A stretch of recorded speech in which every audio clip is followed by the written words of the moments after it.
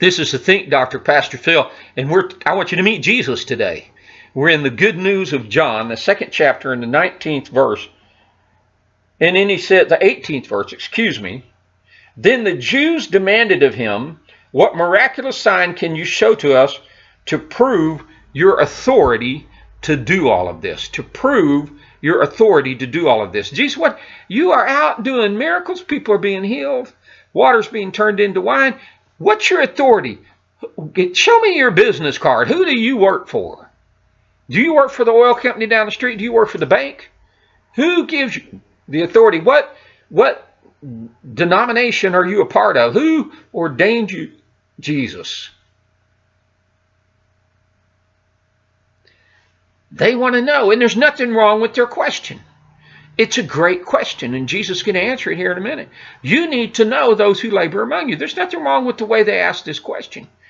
I'm not sure what their intent was, but nothing wrong with knowing who labors among you, where they come from, what their credentials are, how they got to be where they got. Have they walked through some rough spots? Have they studied the Word and understood it? You need to ask that question of those who are around you. Don't just take people who walk up to you and say, well, I'm called of God. Well, really? Talk to me a little bit here. There's some signs and there's some miracles following Jesus which give entry to the question, you've got authority from somewhere, we want to know where it is. Versus somebody comes to me and says, well, I have authority, I want to give a message. I said, well, show me some evidence. Who's your backing? Who's your daddy? Who's your friends?